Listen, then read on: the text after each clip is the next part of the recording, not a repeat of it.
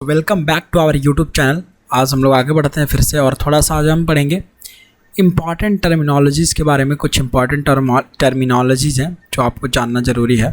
तो हम आज पढ़ रहे हैं क्या मिडिल सर्विसेज और एस्पेक्ट्स, मिडिल वेयर सर्विसेज और मिडिल वेयर एस्पेक्ट्स आप बोल सकते हैं। तो ये क्या होते हैं? तो जैसे देखिए इसका नाम से पता चल रहा है कि मिडिल वेयर सर्विसेज जो बीच में कुछ काम कर रहे होते हैं, है ना। तो दीज आर एडिशनल और optional and secondary that can be enabled और disabled on primary logics of the app और the project to make app और project more perfect and accurate. अरे आराम से समझते हैं एकदम कि मिडिल वेयर सर्विसेज किसको हम बोल रहे हैं। कि भाई ऐसा ये सर्विस है या ऐसा ये फीचर प्रोवाइड करवाता है आपको अपने ऐप को कि आप प्राइमरी लॉजिक के ऊपर, जो भी आपका प्राइमरी लॉजिक मतलब बहुत बेसिक सा रिक्वायरमेंट, जैसे खाना हमारा बेसिक सा रिक्वायरमेंट है, तो आपके ऐप का बेसिक सा रिक्वायरमेंट हो सकता है कि उस पर प्रोडक्ट कोई बिक रहा हो, बाय नाउ का ऑप्शन हो, तो वो बाय नाउ का ऑप्शन आपके एप्लीकेशन पर जो है वो प्राइमरी लॉजिक है, वो तो डालना ही डालना है आपको, ठीक। अब उसके ऊपर आप मिडिल वेयर सर्विसेज और कैसे दिखा सकते हैं और कैसे आप उस पर अप्लाई कर सकते हैं, कुछ और फीचर लगा सकते हैं कि बाय नाउ, और आपने उसको एक पॉपअप दे दिया बाय नाउ के बाद कि भाई ये लो, क्या तुम ये भी ख़रीदना चाहोगे, ये भी ख़रीदना चाहोगे, रिकमेंडेशंस में आपने दिखाना शुरू कर दिया। तो ये आप मिडिल वेयर सर्विसेज से लिख सकते हैं। इसका मतलब होता है कि जो आप काम करेंगे जिसके बिना एप्लीकेशन का काम चल सकता है, ठीक है। तो ये सब सर्विसेज होते हैं। They are not mandatory logics. अब रिकमेंडेशन प्रोडक्ट का दिखाना ये तो मैंडेटरी नहीं है उस एप्लीकेशन को चलाने के लिए, लेकिन अगर वो एप्लीकेशन का मेन मकसद है आपको बेचना ही, तो आप बेचने के लिए जो बाय नाउ का ऑप्शन देंगे वो तो इनेबल रखेंगे, उसको तो नहीं खोना चाहेंगे, उसमें तो कुछ आप बदलाव नहीं करेंगे, वही रखेंगे। तो दिस इज़ द प्रॉब्लम। तो वहाँ पर क्या है कि आपको वहाँ पर मिडिल वेयर सर्विसेज क्या होते हैं, मैंडेटरी नहीं होते। आप रिकमेंडेशन दिखाइए या नहीं दिखाइए, कोई दिक्कत वाली बात नहीं है, वही बात है। अब मान लीजिए कि आपने कोई पॉपअप लगा दिया या रिकमेंडेशन फीचर लगा दिया या कुछ और ऐसा लगा दिया, अरे यार मिडिल वेयर सर्विसेज। और एक एग्जांपल और लेते हैं, जैसे मुझे आपको पढ़ाने के लिए, ये कोर्स सिखाने के लिए क्या ज़रूरी है, आपके पास जो इस कोर्स का एक्सेस होना है जो यूट्यूब पे आपको मिल जा रहा है, कोई दिक्कत नहीं है। लेकिन क्या ये ज़रूरी है कि मैं अपना वीडियो कैमरा ऑन ही रखूं? नहीं ना, ये रिक्वायरमेंट तो नहीं है ना इस कोर्स का। तो ये जब रिक्वायरमेंट नहीं है तो ये सेकेंडरी लॉजिक्स में आ गया। इसको भाई आप छोड़ सकते हैं। अगर मैं वीडियो बंद करके भी पढ़ाऊँ तो मैं पढ़ा दूँगा, बट मैं वीडियो ऑन करके इसलिए पढ़ा रहा हूँ ताकि इंटरेक्शन बना रहे, ऐसा आपको फील ना हो कि आप बोर हो रहे हैं, है ना। आपको ऐसा हमेशा फील होता रहे कि आप भाई इंटरेक्ट कर रहे हैं, आप बात कर रहे हैं, आपको बोर वाला फील नहीं होना है। तो बोरिंग सा जो भी आपका काम हो रहा होगा वो थोड़ा ठीक लग रहा है, आपको कुछ और अच्छा लग रहा है और मज़ा आ रहा है पढ़ने में। तो मिडिल वेयर सर्विसेज भी ऐसे ही करते हैं कि ये मिडिल वेयर सर्विसेज एस्पेक्ट्स क्या करते हैं, आपका जो ऐप चल रहा होता है वो ठीक है, जो लॉजिक है, जो प्राइमरी, जो मेन मकसद है सही है, उसमें कुछ और अच्छा, कुछ और फीचर डाल देते हैं मिडिल वेयर सर्विसेज। सिंपल सा बात है, यही मतलब होता है कि minimum and mandatory logics of the app are called primary logics. जैसे अगर आप with respect to banking project का बात करें, एक बैंकिंग का प्रोजेक्ट बना रहा है तो उसमें क्या क्या हो सकते हैं, पैसा निकालना या ट्रांसफ़र करना। तो पैसा निकालना और पैसा ट्रांसफ़र करना ये बहुत बेसिक सा रिक्वायरमेंट होगा आपके उस बैंकिंग एप्लीकेशन के लिए, ठीक। लेकिन the optional logics are configurable logics of the app development are called secondary logics. लेकिन जो है इसमें सेकेंडरी लॉजिक है कि उसका मतलब क्या हुआ कि वो जो ऑप्शनल है, जो कन्फिगरेबल है, जो ऑन या ऑफ़ किया जा सकता है, जो स्विच ऑन या स्विच ऑफ किया जा सकता है, जिसको हटा भी सकते हैं, उसके बिना भी काम चल जाएगा, है ना, सेकेंडरी लॉजिक है वो। तो वो कैसे है, यहाँ देखिए कि फॉर एग्जांपल हमने लिया लॉगिंग। और लॉगिंग का मतलब क्या होता है कि ये एप्लीकेशन जो आपका चल रहा होता है पूरा का पूरा, उसका जो फ्लो होता है, कुछ एरर आ रहा है क्या, कुछ डेटा नहीं पहुंच पा रहा है क्या अच्छे से, तो जब कुछ ऐसा आएगा तो वो लॉग करता रहेगा, एक लॉगिंग फाइल में सेव होता रहेगा सब कुछ डेटा कि भाई क्या आ रहा है, कैसा हमारा फ्लो चल रहा है एग्जीक्यूशन में, वो एप्लीकेशन का डेटाबेस कनेक्ट हो रहा है कि नहीं हो रहा है, सब कुछ वो बताता रहेगा। कौन? Logging file. तो लॉगिंग इसीलिए करते हैं और ये कंपनीज करती हैं लॉगिंग, ताकि वो कुछ दिक्कत हो तो उनको देख सके, उस लॉग फाइल को पढ़ेंगे, एक फाइल में जाके सब सेव हो जाएगा और उसको पढ़ेंगे कि भाई हाँ यहाँ ये दिक्कत आई और फिर उसको ठीक करेंगे। ठीक है। दूसरा है ऑडिटिंग।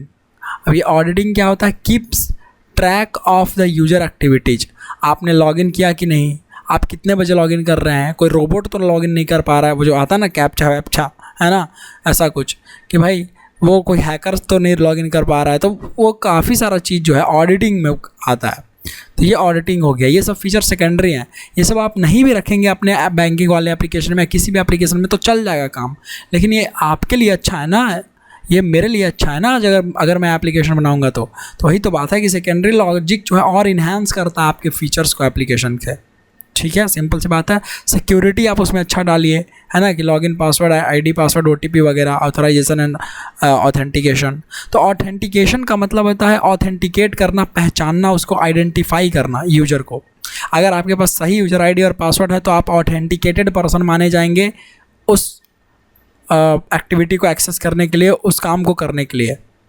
अरे जैसे सिंपल सा बात है, आपके पास आईडी और पासवर्ड है, आपके पास आइडेंटिटी कार्ड है कॉलेज का, तो आप उस कॉलेज में घुस सकते हैं। नहीं है तो भाई नहीं घुसेंगे ना। तो ऑथेंटिकेशन, आपका पहचान कैसे किया जा रहा है? उस आइडेंटिटी कार्ड से, तो उसको बोलते हैं, उस प्रोसेस को बोलते हैं ऑथेंटिकेशन। लेकिन ऑथराइजेशन, अब आप स्टूडेंट हैं, अब यह भी समझिए, आप कोई प्रिंसिपल नहीं है कॉलेज की, आप कोई डीन नहीं है कि आपको साइन कर देंगे तो आपको साइन की वैल्यू रहेगी। आपने कोई हॉलीडे छुट्टी लगा दिया, नोटिस पे साइन कर दिया, मोहर लगा दिया, ऐसा आप नहीं कर पाएंगे, ये आपका काम नहीं है। आप सिर्फ और सिर्फ एक स्टूडेंट है, तो आपका रोल बस एक स्टूडेंट है। तो authorization means checking the access permission of the user. तो ऑथराइजेशन का मतलब होता है कि एक यूजर को कितना एक्सेस दिया जा रहा है वो चेक करो भाई, तो वो ऑथराइज है कि नहीं है। तो ये सब हम आगे कर रहे होंगे स्प्रिंग सिक्योरिटी में, ऑथेंटिकेशन एंड ऑथराइजेशन। ठीक है। तो मिडिलवेयर सर्विसेज ऐसे सर्विसेज होते हैं जो आपके फीचर को और बढ़ाते हैं। और ये सेकेंडरी लॉजिक्स जो होता है, जो सेकेंडरी लॉजिक हुआ आपका, ये इसको आप बंद कर सकते हैं। मान लीजिए कोई आपने पॉपअप वाला कुछ बना दिया, रिकमेंडेड प्रोडक्ट्स बना दिया, आता है ना रिकमेंडेड प्रोडक्ट्स, फ्लिपकार्ट, अमेज़न, कुछ भी में। तो भाई रिकमेंडेड प्रोडक्ट्स में आपने बना दिया तो क्या होगा कि मान लीजिए वहाँ पे कोई बग आ गया।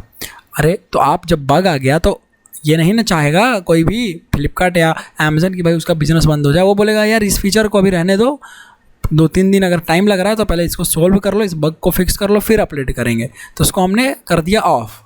ठीक है, तो वो हो गया सेकेंडरी लॉजिक में। उसका जो कोड लिखेंगे उसको क्या बोलेंगे कि हाँ मैं सेकेंडरी लॉजिक लिख रहा हूँ। लेकिन प्राइमरी लॉजिक का मतलब कि log in, by now, log out, ये सब एकदम प्राइमरी है, जो बेसिक्स रिक्वायरमेंट्स हैं आपके एप्लीकेशन के, तो कोर हैं, जो फंडामेंटल्स हैं। सिंपल सी बात है। और ऑथराइजेशन तो मैंने बताया, ऑथेंटिकेशन भी मैंने आपको बताया। अब यहाँ पे आप एक पिक्चर देख सकते हैं जिसमें है कि एक प्रोजेक्ट है जिसको डेवलप किया जा रहा है। अब वही बैंकिंग वाला का मैं एग्जांपल ले रहा हूँ कि डेली ट्रांजैक्शन मॉड्यूल, जो डेली ट्रांजैक्शन होता है आदमी का, हर एक पर्सन का, हर एक अकाउंट का, हर एक यूजर का, तो उसको मैनेज करने के लिए लॉजिक लिखा जा रहा है। लोन, जो भी लोन प्रोसेस हो रहा है, क्या हो रहा है वो भी लिखा जा रहा है। म्यूचुअल फंड्स में लोग पैसे लगा रहे हैं, निकाल रहे हैं, क्या कर रहे हैं वो लिखा जा रहा है। तो ये सब बैंकिंग के, कि आप 2 मिनट के लिए सोचिए क्या है, ये सब बैंकिंग के एकदम प्राइमरी रिक्वायरमेंट्स हैं, प्राइमरी लॉजिक्स लिखे जाएंगे यहाँ पर। बिल्कुल ये सब नीड है। भाई डेली ट्रांजेक्शन होगा तो ट्रांसफ़र मनी का कोड लिखना है आपको ना, तो ये प्राइमरी है ना, ये रिक्वायरमेंट है ना। तो इसको बोलते हैं हॉरिजॉन्टल्स। मतलब इंडस्ट्री लेवल पे, कंपनीज़ में, कॉर्पोरेट्स में हम ये बोल रहे होंगे कि भाई ऐसा तो कभी ऐसा बहुत इंडस्ट्रियल मतलब इंडस्ट्री लेवल पे चल रहा होता है पूरा प्रोग्रामिंग के, बहुत कोर में, बहुत वैसा जगह पे पहुंचोगे तब लोग ऐसा बोलते हैं, ऐसे बात कर रहे होते हैं कि भाई I am developing horizontals, I am developing verticals. तो हॉरिजॉन्टल को डेवलप करना मतलब कि प्राइमरी लॉजिक्स लिखना, आपके कोड के लिए प्राइमरी लॉजिक्स लिखना।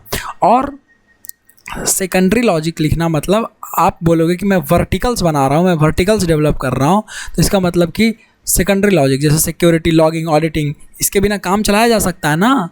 इस ऑडिटिंग के बिना काम चलाया जा सकता है, इस लॉगिंग के बिना, इस सिक्योरिटी के बिना। बट दे आर लाइक कि चलो यार आपके जो एप्लीकेशन है उसको ये इम्प्रूव करते हैं और इन्हांस करते हैं, आपको और प्रोडक्टिव बनाते हैं, और फीचर अच्छा लाते हैं, और यूज़र एक्सपीरियंस अच्छा करवाते हैं, है ना। सिक्योरिटी रहेगा तो यूज़र सेफ महसूस करेगा, लेकिन हटा दोगे तो चलेगा, काम तो चल जाएगा, पैसे तो ट्रांसफ़र हो जाएंगे, बट यार हैक हो सकता है, दैट द प्रॉब्लम। ठीक, कि लॉगिंग है, तो लॉगिंग अगर नहीं करेंगे तो मान लीजिए कभी कुछ डेटाबेस से डेटा नहीं आ रहा है, अब दिक्कत आ गई तो कैसे पता करेंगे।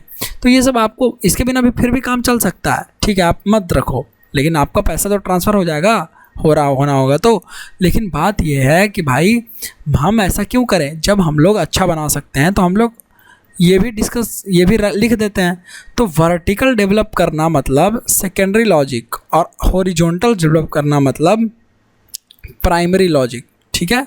तो प्राइमरी लॉजिक जब आप कोड में लिख रहे होंगे, जो कोड की रिक्वायरमेंट होगी, हम बोल रहे होंगे कि हॉरिजॉन्टल लिख रहे हैं, और सेकेंडरी जब लिखेंगे तो हम बोल रहे होंगे कि वर्टिकल से लिख रहे हैं। तो एक प्रोजेक्ट में क्या होता है कि भाई देखिए वही वाली बात लिखी हुई है कि जो तो जनरली इन प्रोजेक्ट डेवलपमेंट में क्या होता है कि प्राइमरी लॉजिक्स जो होते हैं वो कैसे होते हैं, इसको क्या बोल रहे होते हैं, हॉरिजॉन्टल्स, और इसको क्या बोल रहे होते हैं, वर्टिकल्स, ठीक है। तो हॉरिजॉन्टल्स और वर्टिकल्स डेवलप करना मतलब प्राइमरी लॉजिक और सेकेंडरी लॉजिक लिखना। अब देखिए दूसरा जो हमारा है टर्मिनोलॉजी, वो है remote client versus local client. कि रिमोट क्लाइंट क्या होता है, लोकल क्लाइंट क्या होता है। तो भाई रिमोट क्लाइंट मतलब दूसरे जगह से आपके प्रोग्राम को एक्सेस करना, ठीक है, और लोकल क्लाइंट मतलब उसी मशीन में, जिस मशीन में आपका पूरा कंपोनेंट चल रहा है, जिस मशीन में आपका एप्लीकेशन रन हो रहा है, वहीं से उसको एक्सेस करना। जैसे गूगल पे, तो भाई गूगल पे के कौन कौन से क्लाइंट हैं, जितने भी क्लाइंट होंगे वो रिमोट क्लाइंट्स हैं, है ना। रिमोट मतलब वैसा नहीं है कि जीपे का सर्वर में ही सब कुछ चल रहा है, नहीं भाई, गूगल पे का सर्वर कहीं और है, उसको हम यूज कर रहे हैं, आप भी यूज करते हैं, और दुनिया में बहुत सारे लोग यूज कर रहे हैं, तो वो रिमोट क्लाइंट हुआ, ठीक है, जो उसको एक्सेस करेगा। पर लोकल क्लाइंट वो हुआ जो उसी मशीन पर, जहाँ पर गूगल पे का सर्वर है, मैंने कोई ऐप बनाया तो यहीं पर रन कर रहा है और यहीं से मैं उसको एक्सेस कर रहा हूँ सिर्फ, ठीक है। जैसे रेस्टोरेंट के कोई एप्लीकेशन हो गया, कोई कुछ भी, मतलब ऐसा अपना खुद का सॉफ्टवेयर हो गया जो आपके शॉप के लिए बनाया गया है बस, और किसी के लिए नहीं। तो वो सब क्या हो गया भाई, वो सब आ गया आपके रिमोट क्लाइंट्स में, जो आप एक्सेस करोगे, लेकिन वहाँ भी आपका कोड चल रहा है। तो JVM में चलता है कोड, है ना। तो भाई वही लिखा है कि इफ़ एप्लीकेशन और कंपोनेंट, वैसा एप्लीकेशन या कंपोनेंट जिसका सेम JVM में अगर है, ठीक है, मतलब सेम JVM का मतलब क्या कि सेम मशीन, अगर एक मशीन है इसमें JVM चल रहा है जहाँ पे कोड रन कर रहा है और यहीं से आप उसको एक्सेस कर पा रहे हैं, ठीक है, तो इसको क्या बोल रहे होंगे, रिमोट क्लाइंट्स, ठीक है। और अगर ऐसा नहीं हो रहा होगा तो हम क्या बोल रहे होंगे, उसको जब दूर से एक्सेस कर रहे होंगे, जैसे ये देखिए, तो ये हो गया रिमोट क्लाइंट, ठीक है, समझ गए। अब देखिए ये भी JVM 2 में है, दूसरे JVM में है, सेम मशीन में, लेकिन जो JVM दूसरा है। एक कंप्यूटर में मल्टीपल JVM हो सकते हैं, ये याद रखिएगा, एक कंप्यूटर में मल्टीपल JVM आप डाल सकते हैं, ठीक, तो यूज कर सकते हैं। तो एक JVM में आपका ऐप चल रहा होगा, उसको कोई एक्सेस कर रहा होगा लोकल क्लाइंट, अब वो रिमोट क्लाइंट कोई दूसरा है। तो रिमोट क्लाइंट कहने का मतलब कि सेम जो JVM का आर्किटेक्चर है वहाँ से आपका एक्सेस नहीं करना चाहिए, तो वो लोकल क्लाइंट हो गया। और रिमोट क्लाइंट करने का मतलब कि दूसरे JVM से, तो दूसरा JVM मतलब कि या तो उसी कंप्यूटर में दूसरा JVM, या कहीं और तीसरे कंप्यूटर में, कहीं भी हो सकता है वर्ल्ड के किसी कोने में, तो वो हो गया रिमोट क्लाइंट। आई होप आप इसको समझ पा रहे होंगे, बाकी ये PDF में दे दूँगा। आगे हम लोग मिलते हैं, तब तक के लिए देखते रहिए कोड डायरेक्ट संकेत।